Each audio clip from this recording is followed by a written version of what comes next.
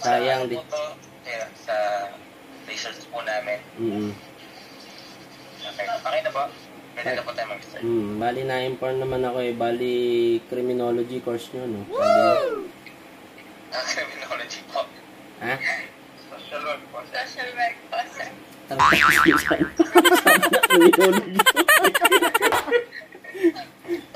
Actually, yung tiningnan ko yung info sa Facebook ni Julius, may nakalagay nga ron social worker Tapos sabi niya, nag-iisip ako, ano kaya itong kasi di ba yung ibang account sa Facebook, kung ano-ano lang naman yun nilalagay ang naisip ko, baka yun lang ang nilagay mo para nakatago yung syempre criminology.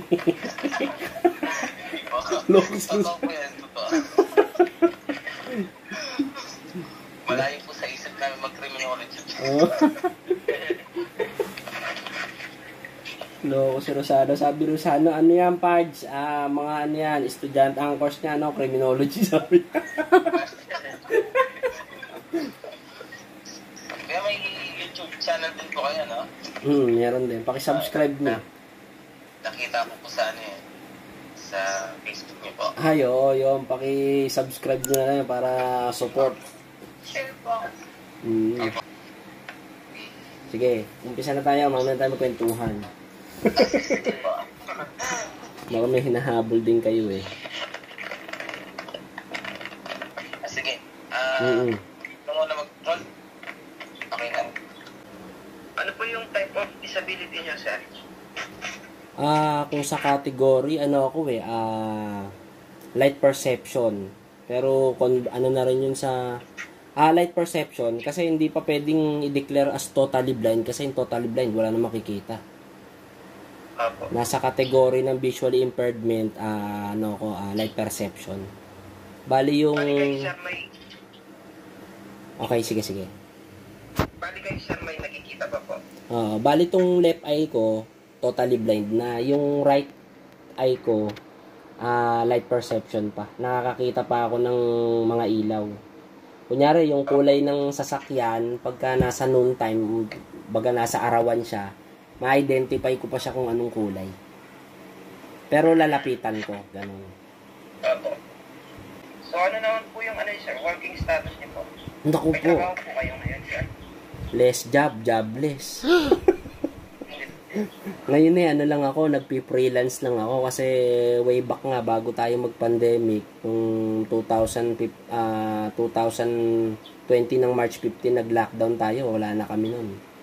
Hanggang pagkatapos na, 'di ba, nag-GCQ, wala na ring trabaho noon. Nag-resign na kami. Kasi mahirap. Pero dati, sir, nag-home service po kayo? Bali, nagtatrabaho kami sa mall. Opo. Meron talagang pwesto roon, may massage clinic sa mall na doon kami nagmamasahe, doon kami tatrabaho. 7 years na kami doon, bali. So, after nito ni lockdown, edi na-wipe out yung trabaho namin.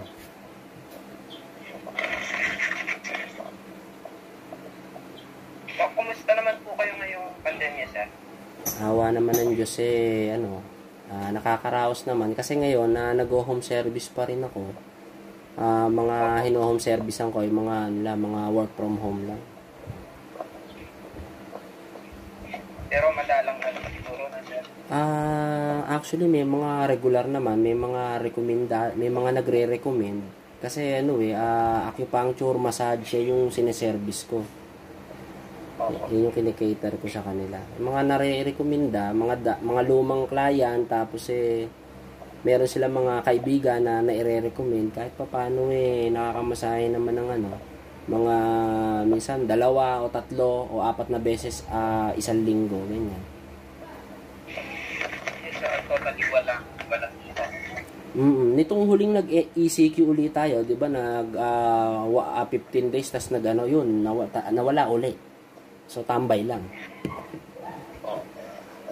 So next naman po, sir, paano niyo po nasusustentuhan ang mga pangangailangan ng inyong pamilya noong lockdown? Sino yung nagtatanong? Si Julius ba yun? Harold po. Si Harold. Kahit papaano naman kasi, nakakaipon naman tayo. Kasi yun talaga isa sa pinaka-key kung bakit ka nagtatrabaho. Kasi kung ang ginagawa mo sa buhay mo nagtatrabaho ka one time, big time, malaki kita mo ngayon, tas lulustahin mo bukas, wala kang maitatabi.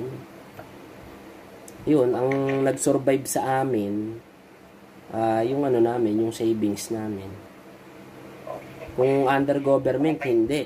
Kasi renters kami noon. So nung nag-launch si government ng SAP, hindi kami nakakuha kasi kami, nangungupahan, renters, kaya yun na mabigat doon.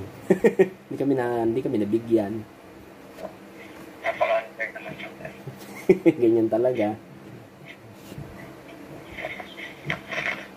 Next po, sir. Ito po ako po pala yung next na magtatanong, sir. Yung pangalan po is Ezekiel Villena po. Sino po? Sige po.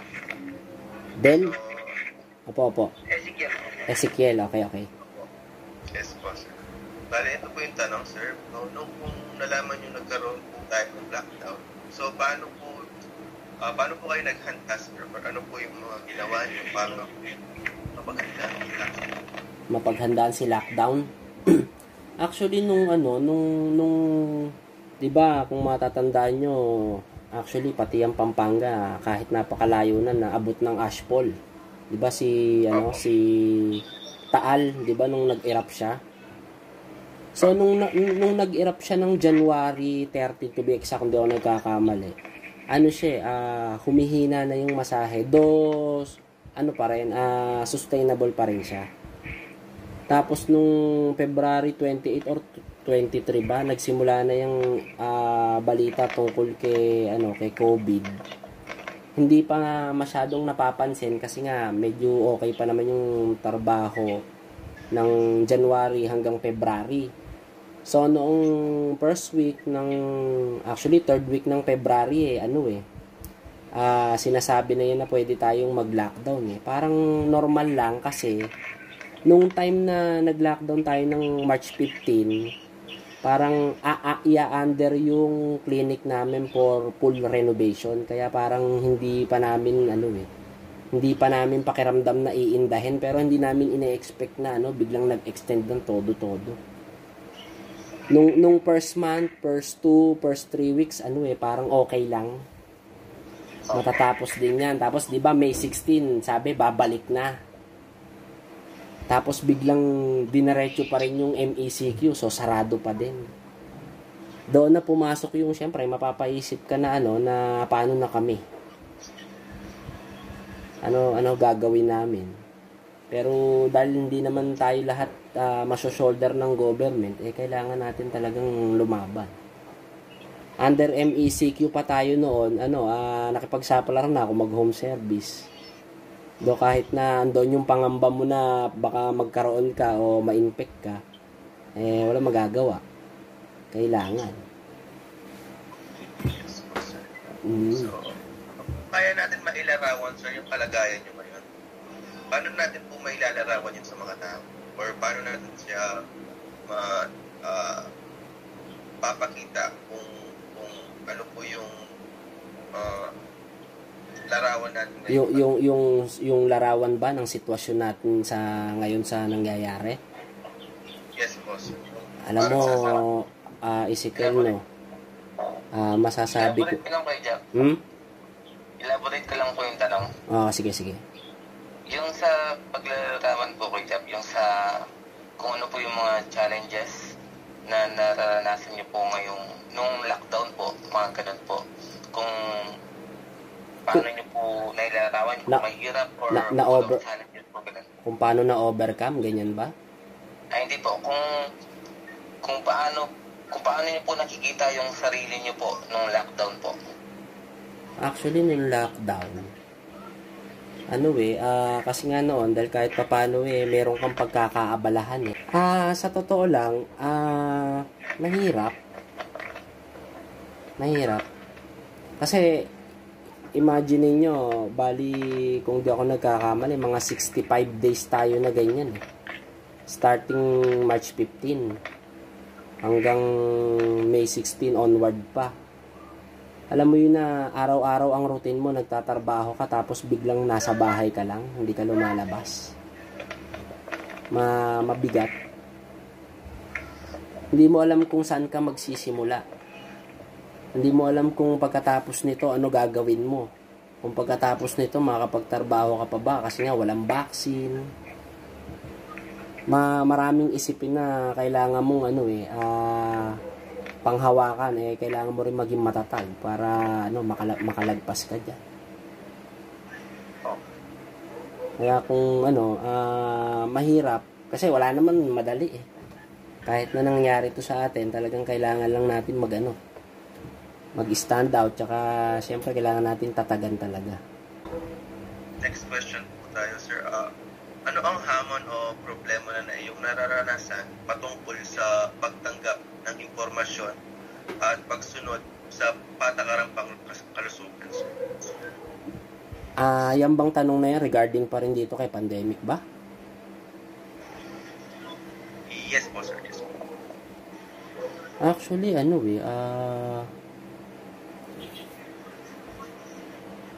wala naman kasi talagang sa akin personal preferences ko wala talagang mahirap kung susunod tayo. Kaya naman nagkakaroon ng problema ang tao kasi hindi naman natin sila may blame dahil yung iba kailangan lang magtrabaho.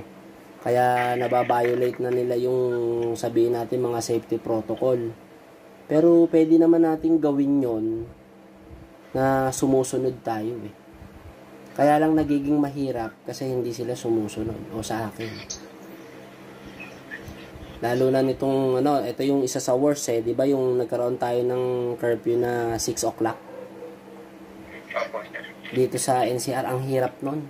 Hindi mo alam kung paano ka gagalaw. Andun yung pangamba mo na baka kasuhan ka.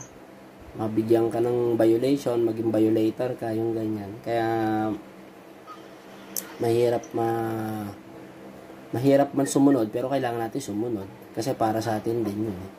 Bilang kayo, sir, or bilang as individual, may mga problema na ba kayong na-encuentro po kayong sa mga new rules po natin, sa mga patakaran ng ating ng barangay, sir? Ngayon, sa totoo lang, wala. Wala. Sumusunod kasi tayo Kasi kung hindi tayo susunod, tayo rin na maapekto, hahaba rin to ng hahaba Sipin mo, kung tayo nagtiis ng 1 year, tapos lahat tayo sumunod, sigurado tapos na to ngayon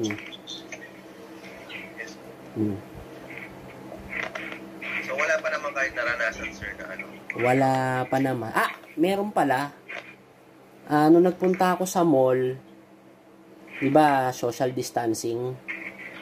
Dahil blind ako, nakakapit ako sa commander ko. Either magkatabi kami, nakakapit ako sa likod niya. Andyan yung mga pinaghihiwalay kami.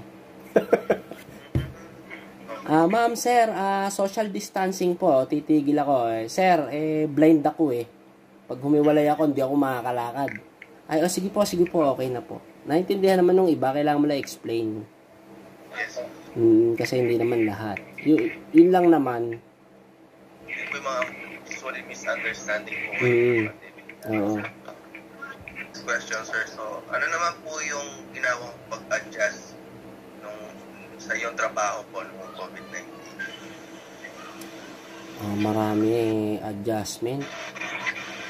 Lagi akong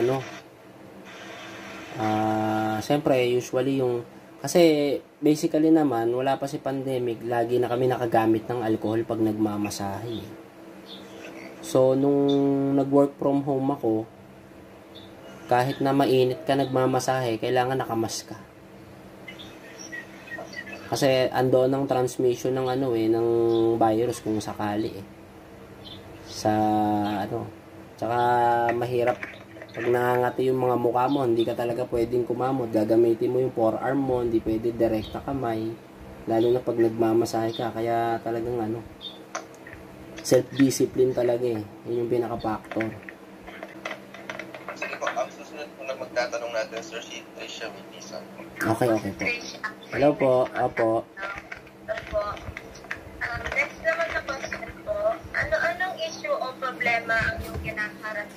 trabaho dahil sa mga tupapagong dala ng COVID-19 pandemic. Issue? Yes po, o problema. Sa akin, kung sa pag-home service ko, yung yung takot ng mga home servicean mo kasi galing ka sa labas. Andyan yung kailangan mo sumunod sa pagkapasok mo sa bahay.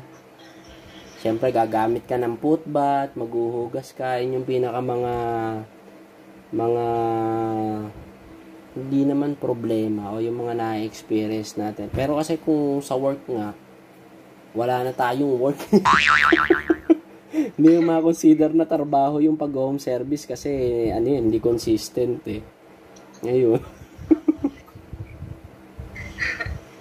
Next question po, paano ka nakapag-adjust sa pagsunod sa bagong patakaran sa iyong trabaho? Ay, wala kayong trabaho. Oo. Next po. Hindi, kahit sana lang, sa pag-home service ni Kuya Jap. Kung sa pag-home service, nag-adjust dun sa kung sa pag-home service, yung usually yung pagsunod pa rin. Kasi bago ka magpunta, tatanungin ko muna kung halimbawa yung home service ko naka-work from home lang ba. So kung naka-work from home, pagka okay na yung schedule, pagpunta mo sa bahay, kailangan mong mag-disinfect bago ka pumasok. Kasi kahit saang bahay na yung home service ko may ganon, magpuputbat ka, mag-hand wash, ganyan. Next question po, ano-ano ang nagpapatatag sa'yo o nagpapalakas sa'yo upang palampasan ang mga problemang ito sa kasalukuyang pandemya? Ngayon, Yes po. siyempre, unang-una itong partner ko, tsaka yung pamilya ko sa Cavite. Nandito kasi ako sa Quezon City. Dito kami nakatira ngayon, pero ang province ko is Cavite. Sa akin kung malalim yung tanong ni Ate Tricia. Actually, para ma-overcome ko to, masasabi ko na na sa araw-araw na nangyayari sa akin, lalo na sa sitwasyon natin ngayon, masasabi ko na sobrang mapalad at sobrang swerte pa rin kami. Malakas kami kay Lord. Yes. Kasi unang-una, sinasabi ko rin sa mga kaibigan ko na na kung tingin mo na napabayaan na tayo, hindi. Kasi kung nakakakain ka pa ng 2 hanggang 3 beses sa isang araw, meron kang maayos na higaan tapos may electric pan ka, swerte ka pa rin. Kasi sa totoo lang, sobrang napakadaming kababayan natin na natutulog sa lansangan, naulanan, nagtag-araw, nagtag-ulan, nagtag-sibol, nasa karsada sila eh.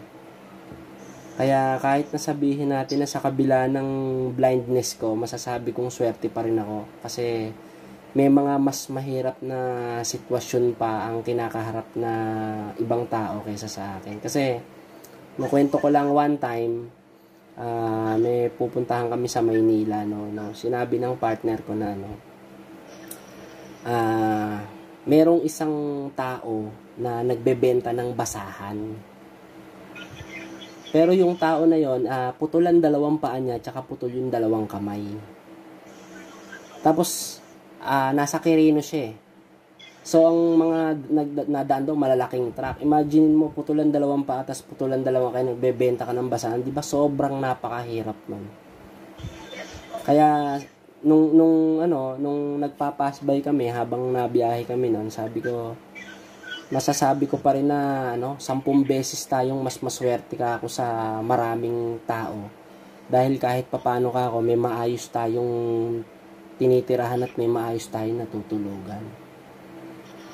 Kaya kung yung iba nagko-complain na hirap na sila, hindi naman natin sila mabe-blame na siyempre yung sarili nila ang iniisip nila. Pero kung magmamatsyag ka sa paligid mo, masasabi mo na maswerte ka pa.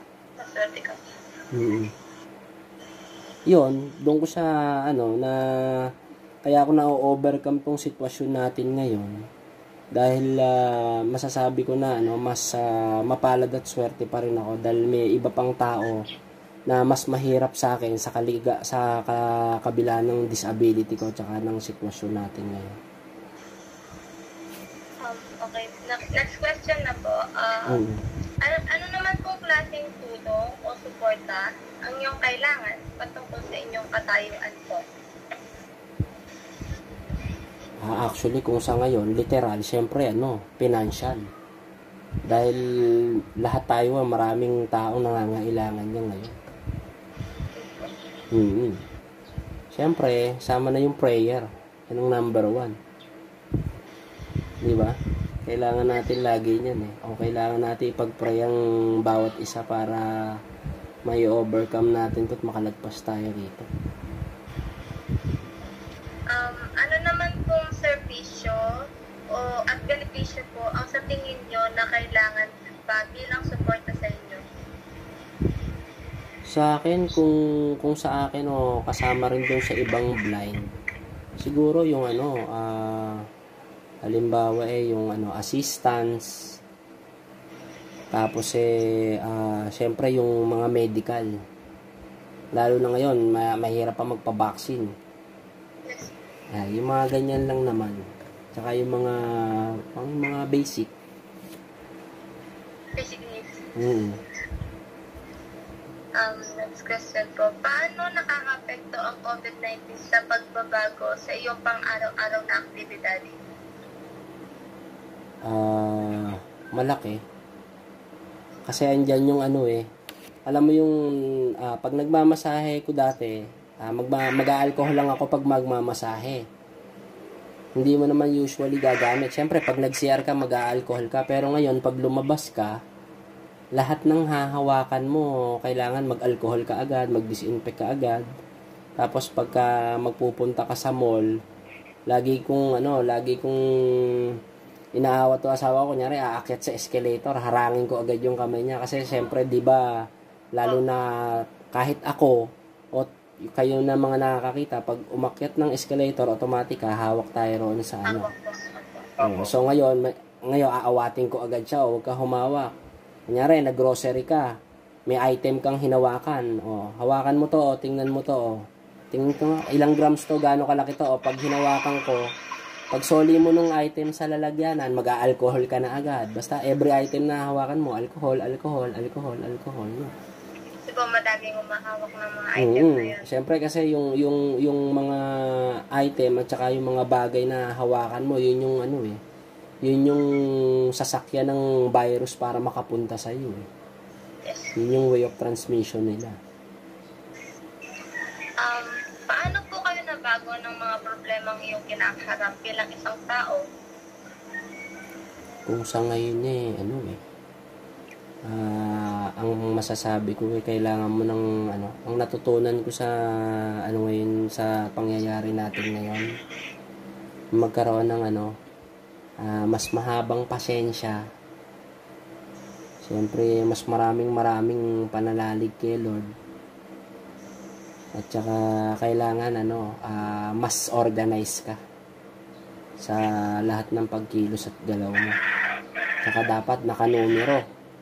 Halimbawa, mayroon kang pupuntahang bagay, make sure na yung pupuntahan mo na yon, magagawa mo na yung marami mong gagawin para isa lang yung pupuntahan mo. Para ma-accomplish mo yung mga gagawin mo, ganyan. Yan ang mga naging learning sa akin ngayong pandemic. Last question na po, sir. Bilang isang manual therapist, ano pong malaking hamon ang iyong napagdaanan noong nagsimula ang pandemya at lockdown? Ang pinakamalaking hamon? Yes po. Ate Tricia, nagbalik ako sa pagiging trainee. Naging trainee ako kasi starting March 15 tayo, so 2 months. So sabihin natin 65 days to be exact na wala kang minamasahe. Siyempre, tapos nasanay ka na araw-araw ka nagmamasahe. Ang laking impact kasi yung 2 months na hindi ka nagmasahe, tapos nung start nung nag-home service ako, grabe ang parusa nun kasi para kang after mo magmasahe, kinabukasan para kang binugbog kasi nanibago yung katawan mo. Yung kamay mo, hirap na hirap magmasahe. Tapos yung mga muscle natin sa palm, parang lagi magka-cramps kasi imagine 2 hours ka magmamasahe ng tao. Kaya sobrang hirap talaga kasi talagang nag-restart. Likod mo, balikat, yung mga sikmura mo, pati mga singit, hita, talagang sasakit lahat yun kasi gagamit ka ng puwersa pag nagmamasahe. Kaya yun ang pinaka naging malaking hamon sa akin kung sa pagmamasahe ko. Actually, lahat ng massage therapist na nahinto, sabay bumalik sa pagmamasahe, naranasan yan. Yun ang worst niyan. Ano yan? 1 week, more than 1 week ka na ganyan ang nararamdaman mo. Kaya Mahirap po. mahirap. Yun na po yung last question po, sir.